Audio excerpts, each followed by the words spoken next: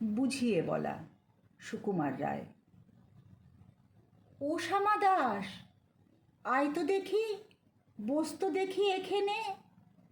সেই কথাটা বুঝিয়ে দেব 5 মিনিটে, দেখে নে। জ্বর হয়েছে? মিথ্যে কথা, ওসব তোদের চালাকি। এই যে বাবা চেঁচাচ্ছিলি, শুনতে পাইনি? কালাকি। মামার ব্যামো, বদ্যি ডাকবি? ডাকিস না হয় বিকেলে, না হয় আমি বাতলে দেব বাঁচবে মামা কি খেলে।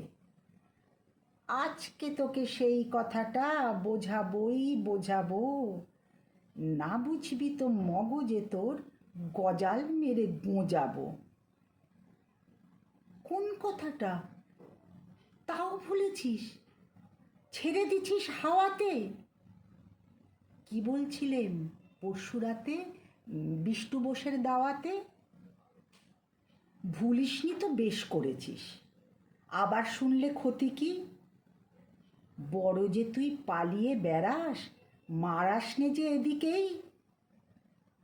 বলছি দাঁড়া, ব্যস্ত কেন? বস তাহলে নিচুতেই। আজকালের এই ছোকরাগুলোর তোর সয় না কিছুতেই। আবার দেখো, বসলি কেন? বইগুলো আন নামিয়ে। তুই থাকতে মুটের বোঝা বইতে যাব আমিয়ে।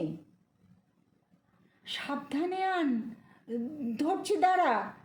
সেই আমাকে ঘামালি, এই খেয়েছে কোন আক্কেলে শব্দ কোষ্টা নামালি। ঢের হয়েছে, আয় দেখি তুই, বসতো দেখি এদিকে। ওরে গোপাল, গোটা কয়েক পান দিতে বল খেদিকে।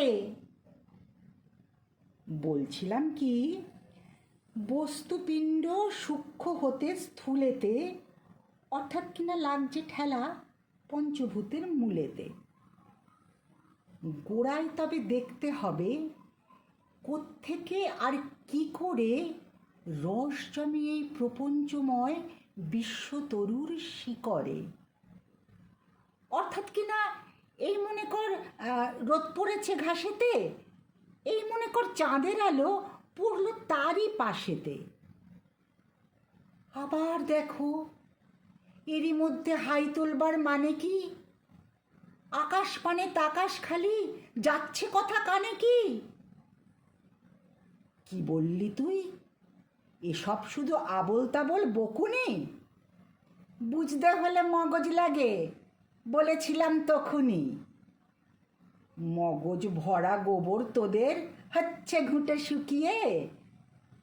যায় কি দেওয়া কোনো কথা তার ভেতরে ঢুকিয়ে। ও শ্যামা দাস, উঠলি কেন? কি বলছে চাস পালাতে? না শুনবি তো মিথ্যে সবাই, আসিস কেন জ্বালাতে? তত্ত্ব কথা যায় না কানে, যতই মরি চেঁচিয়ে। ইচ্ছে করে ডান পিঠেদের কান মুলে দি পেঁচিয়ে।